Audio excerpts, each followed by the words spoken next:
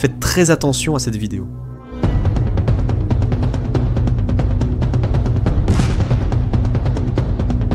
Ce que vous venez de voir, c'est un chasseur suédois abattant un drone russe, un drone qui a violé l'espace aérien polonais.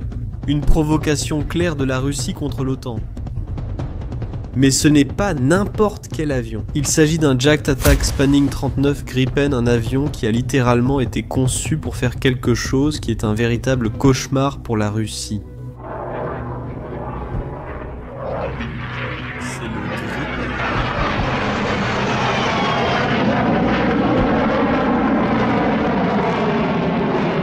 Il peut opérer en toute discrétion, de manière imprévisible et impossible à détecter.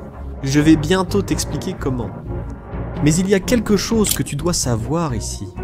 L'Ukraine demande ses avions de chasse depuis des années. La première fois, c'était en mai 2023 lorsque la Suède a proposé une formation pour que les pilotes ukrainiens découvrent le Gripen.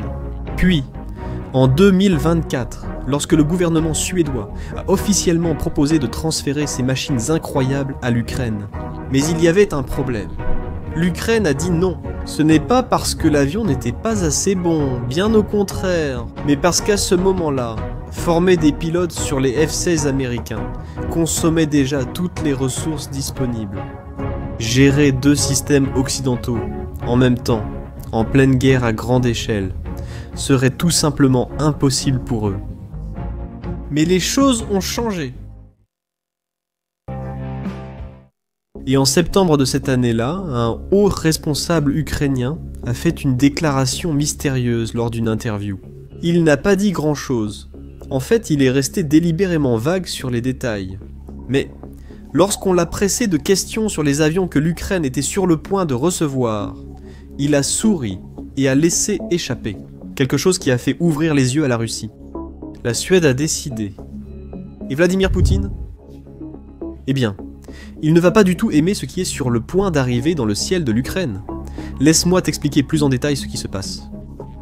Lorsque la Suède a fait l'offre, en 2024, l'Ukraine a dit non.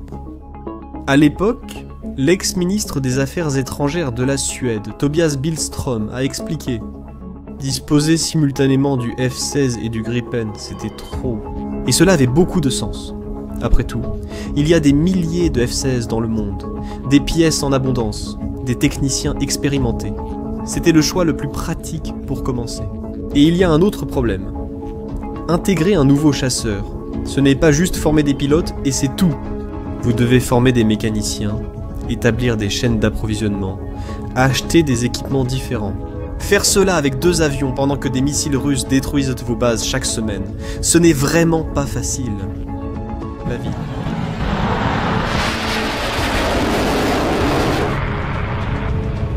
Alors, l'Ukraine a pris la décision de se concentrer d'abord sur le F-16 et ça a marché.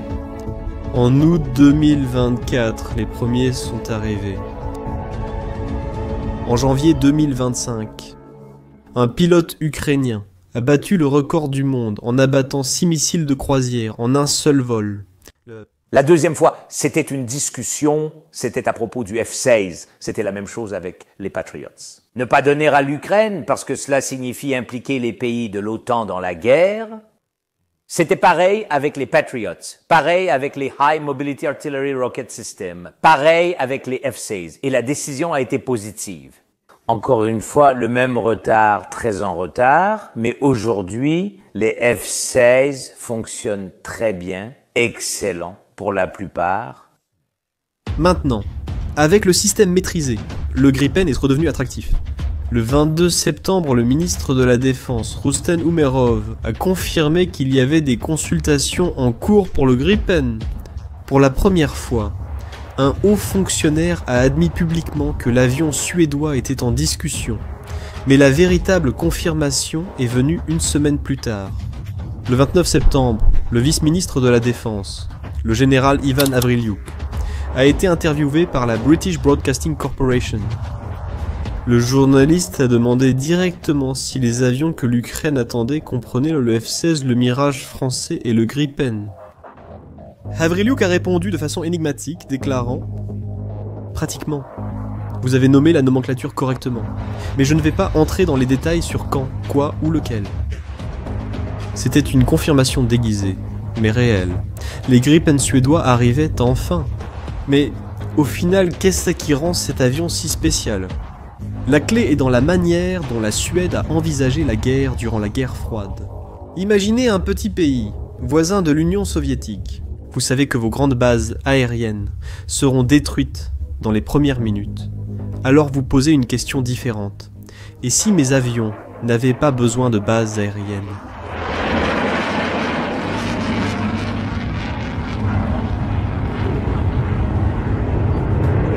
Ils ont créé la doctrine bande d'arrêt d'urgence 90 pour transformer les autoroutes en pistes temporaires. Si la guerre commençait, les avions se disperseraient à travers le pays, cachés sur des portions de route. Et le Gripen a été conçu exactement pour cela. Il peut décoller et atterrir sur seulement 800 mètres de piste.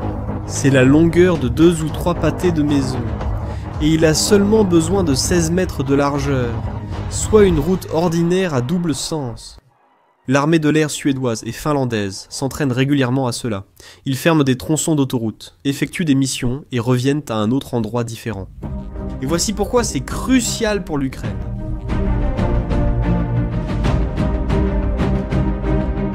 La Russie a une stratégie claire, détruire les bases aériennes avec des missiles à longue portée. Ils le font chaque semaine. Si vous détruisez la piste, l'avion devient inutile. Mais s'il n'y a pas de piste fixe à détruire, avec le Gripen, l'Ukraine peut cacher ses avions dans des dizaines d'endroits. Un jour, elle opère près de Lviv, le lendemain, dans un endroit complètement différent. La Russie ne peut pas suivre, prévoir ou détruire quelque chose qu'elle ne peut pas trouver. C'est le pire cauchemar pour Moscou. Et ce n'est pas tout. Ils ont une vitesse de ravitaillement impressionnante. Pour donner une idée, un ravitaillement complet, y compris le rechargement des missiles, prend moins de 10 minutes. Et cela, avec seulement 6 personnes, un technicien et 5 ayant une formation de base. Vous regardez votre chiffon, voyez comme il tire. Maintenant, vous allez voir un flux. Lors d'une attaque russe massive, un Gripen peut atterrir, se réarmer et redécoller pour intercepter une seconde vague. C'est comme avoir 2 avions pour le prix d'un, mais il y a encore plus impressionnant. Temps de réparation. Il suffit d'1 heure pour remplacer tout le moteur. L'équipement nécessaire pour entretenir 2 Gripen pendant 2 semaines tient dans un conteneur de taille standard. Cela signifie que l'Ukraine peut déplacer des avions et des équipes facilement, sans infrastructures lourdes, sans bases gigantesques. La guerre moderne de la manière la plus intelligente. Maintenant, parlons de son arsenal. Pourquoi est-il encore plus surprenant ? D'abord parce que le Gripen est compatible avec pratiquement tous les missiles et bombes de l'OTAN, mais il possède une arme spéciale, le missile Météor. Les missiles classiques ont un moteur fusée qui s'éteint vite, puis avance, par inertie en ralentissant. Le Météor utilise un moteur de type statoréacteur qui continue de fonctionner pendant tout le vol.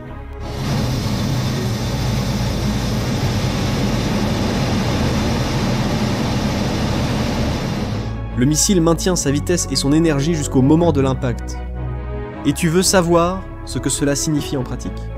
Eh bien, il existe quelque chose qu'on appelle la zone sans échappatoire. C'est la distance à partir de laquelle un missile lancé rend toute fuite impossible à l'avion ennemi. Peu importe à quel point il essaie de manœuvrer, le missile va l'atteindre. Avec le Météor, cette zone est plusieurs fois plus grande que celle des missiles conventionnels. Alors qu'un missile classique perd de la puissance et que le pilote ennemi peut s'échapper en effectuant des manœuvres brusques, le Météor conserve toute son énergie et poursuit la cible jusqu'au bout. Pour l'Ukraine, cela permet d'engager les avions russes à plus grande distance et avec plus de chances de succès. Mais sa véritable puissance ne réside pas dans les missiles, mais dans la façon dont il combat. Parce que la guerre moderne ne consiste pas à être le plus rapide, elle concerne l'information.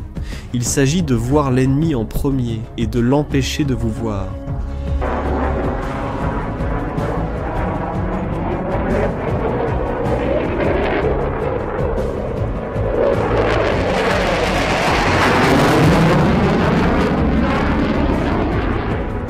Le Le Gripen dispose d'un système de guerre électronique appelé Arexis, entièrement intégré.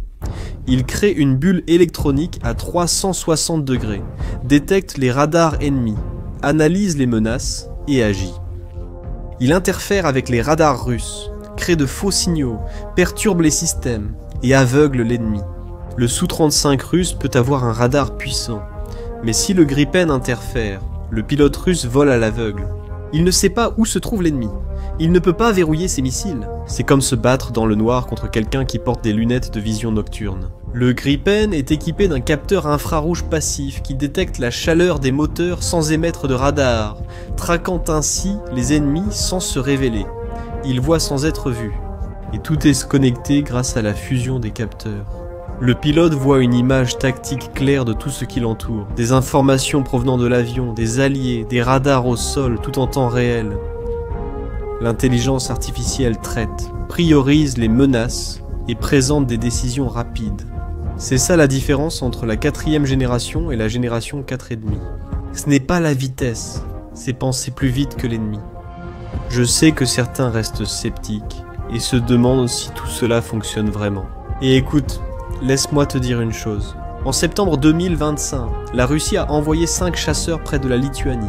3 Mikoyan Gourevitch, 31 un Sukhoi, 31 Sukhoi, 35. C'était une provocation claire. L'OTAN a répondu avec des Gripen hongrois de la mission de police aérienne dans la Baltique. Ils ont intercepté la formation, l'ont identifié et l'ont escorté loin de là. L'OTAN a choisi le Gripen parce qu'elle a confiance dans sa capacité à affronter les meilleurs Russes. Le Su-35 est plus grand, plus puissant, le MiG-31 est le chasseur le plus rapide du monde. Mais le Gripen ne joue pas selon les règles de l'ennemi, il change les règles. Il utilise la guerre électronique pour brouiller les radars, interfère avec le guidage des missiles et répond avec un météore qui conserve son énergie pendant tout le vol. C'est le cerveau contre les muscles. L'information l'emporte sur la force brute. Le chef de l'armée de l'air suédoise a bien résumé le Gripen, en disant que le Gripen a été conçu pour abattre les Sukhoi. Mais il y a un détail peut-être plus important. Ce n'est pas une question de missiles, c'est une question d'argent.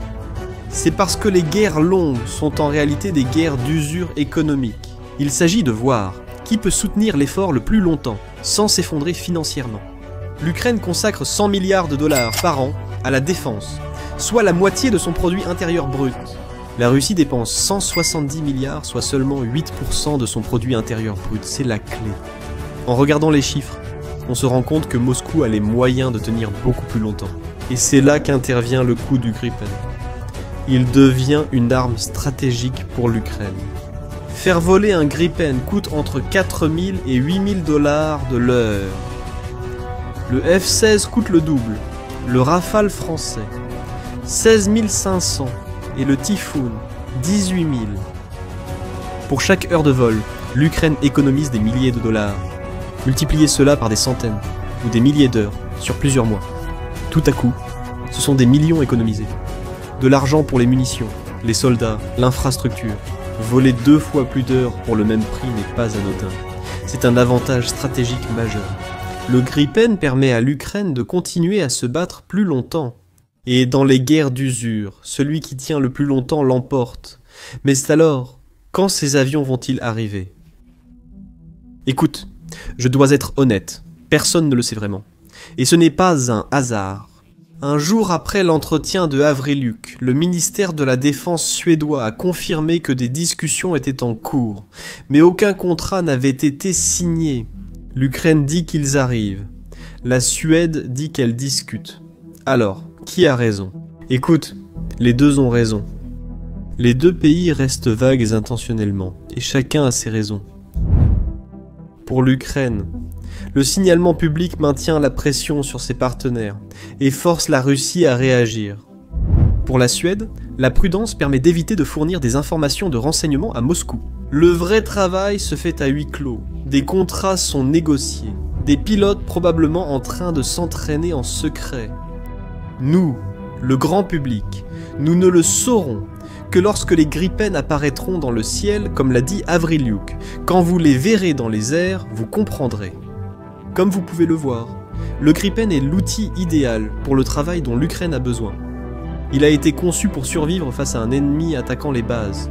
Il opère depuis des autoroutes. Il est impossible à localiser.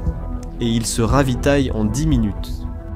Il peut effectuer plusieurs missions par jour, coûte la moitié du prix à l'heure, et possède des systèmes électroniques et des armes capables d'affronter les meilleurs Russes. Et il représente quelque chose de symbolique. La Suède a construit cet avion dans les années 80 parce qu'elle ne voulait pas dépendre des autres. Il voulait l'indépendance. L'Ukraine traverse la même chose. Ils augmentent maintenant la production de drones, développent leurs propres missiles, construisent leur propre industrie de défense. Le Gripen est le symbole de ce qu'un pays peut accomplir lorsqu'il décide que sa survie dépend de sa propre ingéniosité. Bien sûr, les Gripen suédois ne vont pas gagner la guerre seuls, mais ils vont donner du temps, de la résilience et la capacité aux Ukrainiens de résister et de se battre.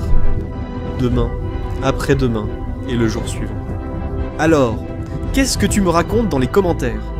À ton avis, quelle est la caractéristique la plus importante du Gripen pour l'Ukraine? Si tu as aimé cette vidéo, partage-la avec quelqu'un qui s'intéresse aussi aux sujets militaires et à la géopolitique. Et abonne-toi à la chaîne pour ne pas manquer les prochains contenus. À la prochaine vidéo!